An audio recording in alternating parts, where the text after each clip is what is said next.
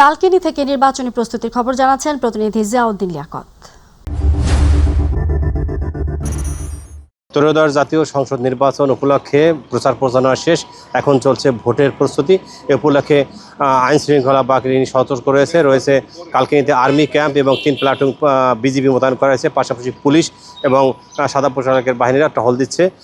আইন শৃঙ্খলা মোটামুটি সন্তোষ পর্যায়ে রয়েছে। আমরা এখন কথা বলবো উপজেলা নির্বাহী কর্মকর্তা ও সহকারী রিটার্নিং কর্মকর্তা সাইফুল আরিফিন।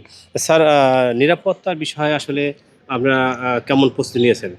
জি, আপনাকে ধন্যবাদ। আমরা নির্বাচনে সামনে যে আমাদের ত্রয়োদশ জাতীয় সংসদ নির্বাচন এবং গণভোট অনুষ্ঠিত হতে যাচ্ছে, সে প্রেক্ষিতে আমাদের নিরাপত্তার বিস্তারিত পরিকল্পনা আমরা করেছি। সেখানে একদিকে যেমন পুলিশ সদস্যরা থাকবেন, পুলিশ বাহিনীর সদস্যরা থাকবেন, পাশাপাশি সেনাবাহিনী, বিজিবি, ব্যাটালিয়ন আনসার এবং র্যাব, অর্থাৎ মোটামুটি সকল বাহিনীর সমন্বয়ে আমাদের নিরাপত্তা স্তরটিকে 4টি স্তরে ভাগ করা হয়েছে।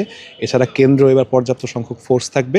আমাদের মাঠে মোবাইল এবং স্ট্রাইকিং হিসেবে প্রায় 25টি টিম পুরো কালকিনি চষে বেড়াবে। আমরা আশা করছি যে আমরা যারা ভোট গ্রহণ কর্মকর্তা আছেন তাদেরকে এবং যারা ভোট দিতে আসবেন সকলকে আমরা সর্বোচ্চ নিরাপত্তা ইনশাল্লাহ দিতে পারবো। কথা বলছিলেন উপজেলা নির্বাহী কর্মকর্তা ও সহকারী রিটার্নিং কর্মকর্তা সাইফুল আরিফিন। আসলে কালকিনি মাদারীপুর 3 সংসদীয় আসনে 3,87,809 জন ভোটার রয়েছে এবং 134টি কেন্দ্রে ভোট গ্রহণ অনুষ্ঠিত হবে। এই ছিল আমার কাছে মাদারীপুরের কালকিনি থেকে নির্বাচনের আইন শৃঙ্খলার সর্বশেষ তথ্য।